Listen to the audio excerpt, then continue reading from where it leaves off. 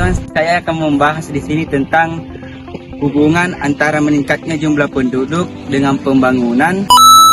Itu salah satunya tingkat konsumsi semakin meningkat, di mana penduduk merupakan subjek sekaligus objek dalam pembangunan suatu negara. Jadi yang dimaksud subjek di sini merupakan pelaku utama dalam melakukan kontribusi pembangunan suatu negara. Sedangkan objek di sini yaitu tujuan utama dalam melakukan pembangunan untuk menaikkan kesejahteraan masyarakat. Kunci utama pembangunan ekonomi yaitu kualitas sumber daya manusia penduduk. Nah teman-teman, yang kita merujuk pada salah satu jurnal yang ditulis oleh Eni Wakaida yang berjudul Dampak dari Pertumbuhan Penduduk Terhadap Pertumbuhan Ekonomi dan juga Kesejahteraan di Provinsi Kalimantan Timur. Maka kita dapat menemukan korelasi antara pertumbuhan penduduk dan pertumbuhan ekonomi. Hal ini bermakna bahwasanya pertumbuhan penduduk di Kalimantan Timur memberikan perkembangan ekonomi di Kalimantan Timur.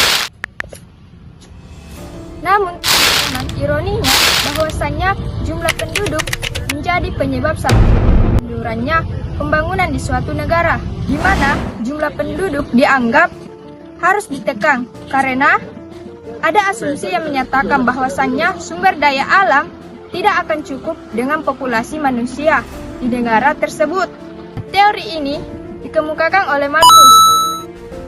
Walaupun teori ini dibantahkan dengan adanya kehadiran teknologi, teori Malthus ini belum punah sepenuhnya karena beberapa negara telah menekan jumlah penduduk, misal dengan program yang dilakukan oleh negara kita yaitu Indonesia, yaitu program KB. Tak hanya itu saja, peristiwa yang terjadi pada tahun 2020 hingga 2022 yaitu adanya virus COVID-19 yang dikaitkan dengan lahirnya kembali teori Malthus ini. Jika kita lihat dari pandangan agama Islam, Al-Quran juga menegaskan bahwasanya kedudukan manusia adalah sebagai khalifah bumi, di mana kedudukan ini merupakan sebuah posisi sentral karena dengannya manusia diperbolehkan untuk memanfaatkan hasil-hasil bumi dalam batasan tertentu. Khalifah dalam konteks ini sebenarnya bukan bagaimana menempatkan manusia dalam ruang dominan dalam penguasaan sumber daya, tetapi sebagai pemberi rahmat pada makhluk, seperti yang dicontohkan oleh Nabi Muhammad SAW. Jadi kesimpulannya, prinsip khalifah dalam perspektif Islam adalah menuntut manusia untuk memelihara, membimbing dan mengarahkan segala sesuatu untuk mencapai maksud dan tujuan penciptanya. Gimana nih teman-teman? Dari semua penjelasan sebelumnya tentang bagaimana hubungan dari jumlah populasi dan juga pembangunan. Jika kita merujuk dari firman Allah dalam Quran surah Ar-Rum atas, di mana Tuhan sendiri telah memberikan kesimpulan bahwa yang menjadi penyebab dari adanya ancaman global itu adalah ulah-ulah dari tangan manusia itu sendiri.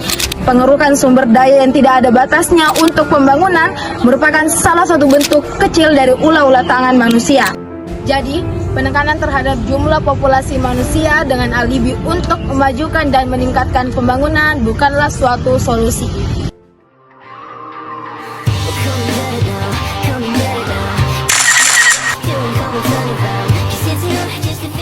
Di sini subjek di sini Walaupun bermaksud mengarahkan